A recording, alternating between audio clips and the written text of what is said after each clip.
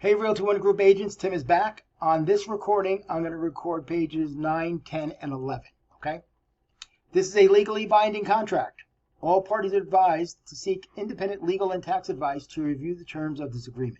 This form has been approved by the Greater Las Vegas Association of Realtors.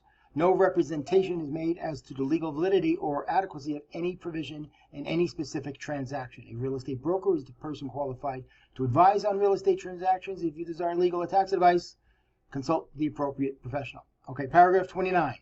Very seldom, if ever, will you put something here. In my 17 years, I've never added an addendum to the RPA when I send it to the listing agent. I'm not saying it can't happen, but it's very, very uncommon. Now, paragraph 30 is very common. This specific warning we want you to put in here. And what I have there now is what we want you to put in there, okay?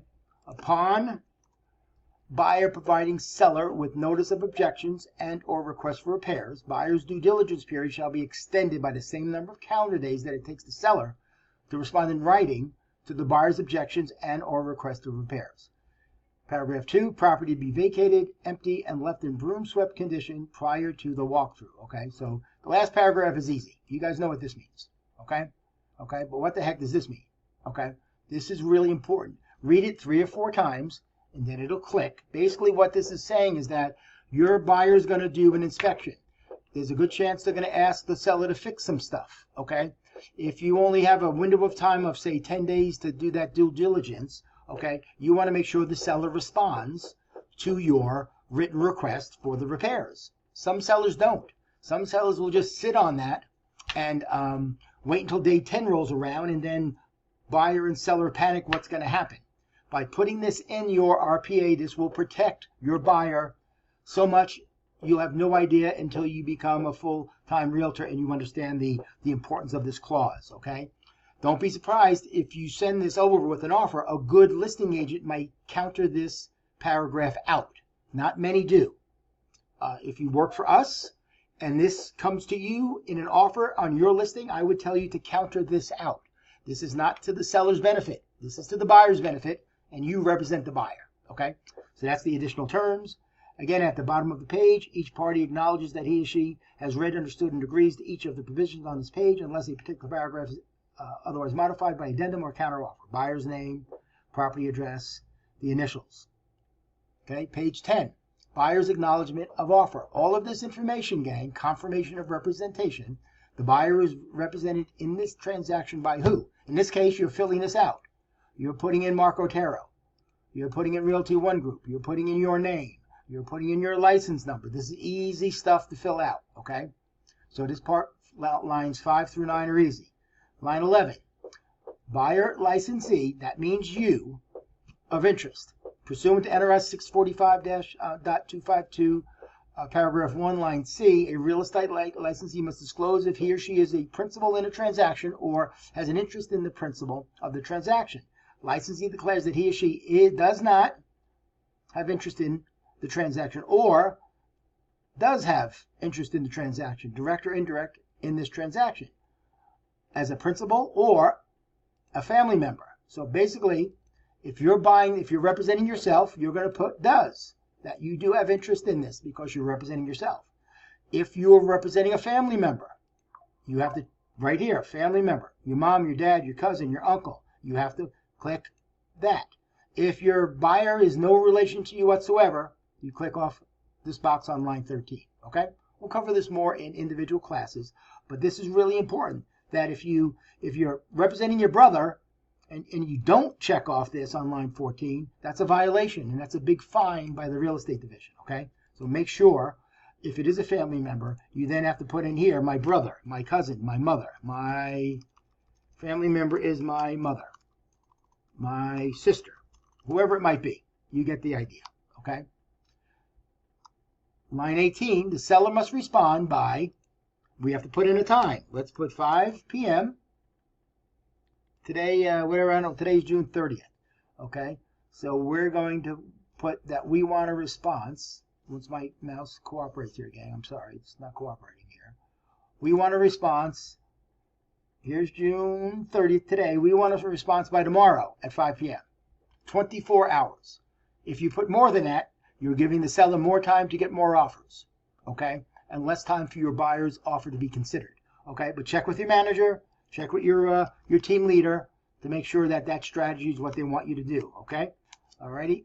The seller must respond within those dates and times unless this agreement is accepted, rejected, or countered below delivered to the buyer's broker before the above date and time. This offer shall lapse and be of no further force or effect. Following the date of acceptance, buyer agrees to be bound by each provision of this agreement and all signed addenda, disclosures, and attachments. So again, if you give them 24 hours and it takes them 2 or 3 days to respond and they say yes, you'll have to create an addendum extending the seller response time. This is where you type in your buyer's name.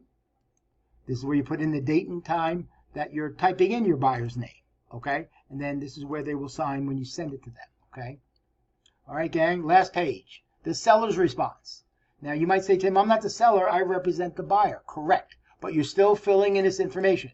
It's in MLS. It tells you who the listing agent is. It tells you who the broker is. It tells you the company name and the broker's license number. Put all of this in here, okay? Line 12, licensee disclosure of interest. Pursuant to NRS 645-252-1C, the real estate licensee must disclose if he or she is the principal of this transaction. Now, this is the same that we filled out on page 10 with you as the buyer, agent. This is the same thing for the seller, this area right in here. The seller licensee, not the buyer licensee, okay? So this gets filled out by the seller because this is the seller's response, okay? Line 18 is FIRPTA.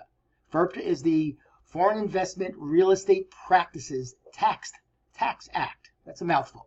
Okay, this has to do with the seller, not you as the buyer's agent. But this is where the buyer has to check this off if they were not born in the United States. If applicable as designated in the seller's response herein, seller agrees to complete, sign, and deliver to the buyer's FIRPTA designee a certificate, spit it out, Tim, indicating whether the seller is a foreign person or a non-resident alien pursuant to the FIRPTA Act. A foreign person is a non-resident alien individual, a foreign corporation, not treated as a domestic corporation, or a foreign partnership, trust, or estate. A resident alien is not considered a foreign person under FIRPTA.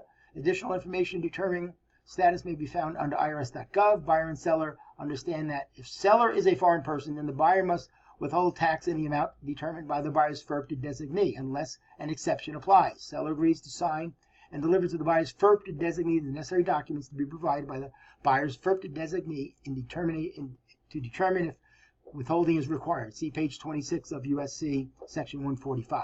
Basically, this is where this will kick in for you as the buyer's agent, that if the seller neglects to check off FIRPTA and is found out to be a foreign person, and this gets past the escrow company, okay, your buyer is going to be responsible for paying that tax, okay? Very, very important. We do a lot of classes on FIRPTA. The escrow officer will educate you on FIRPTA, but if you're representing the buyer, this is checked off by the seller. And if it is checked off, as escrow moves forward, make sure that your buyer is not liable for any tax consequence whatsoever, okay? Line 28, the seller declares that he or she is or is not a foreign person, therefore subjecting this transaction to FIRPTA withholding. The seller must check the appropriate box and put their initials, okay? So FIRPTA is very important. Now, when the seller gets your offer, the seller has 3 choices: accept it, counter it, or reject it. Only one of these are going to be checked off. If they accept it, seller acknowledges that and accepts and agrees to be bound by each provision of this agreement, all addenda, disclosures. That means they accepted the offer as you sent it. Very uncommon.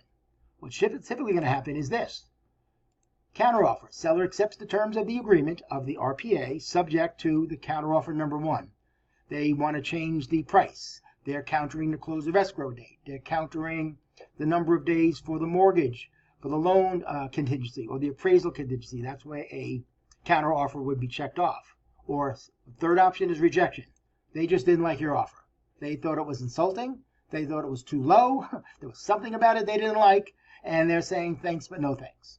Okay, then the agent will print in the seller's name, and the seller will sign it, and then they will get this back to you along with, let's say, a counteroffer, or just the RPA if it's accepted, or they'll send you this form with this checked off for rejection, okay? And then again, at the bottom of each page, each party acknowledges that he or she has read, understood, and agrees Each and every provision of this page, unless a particular paragraph is otherwise modified by addendum or counteroffer. Buyer's name, property address, buyer's initials, seller's initials.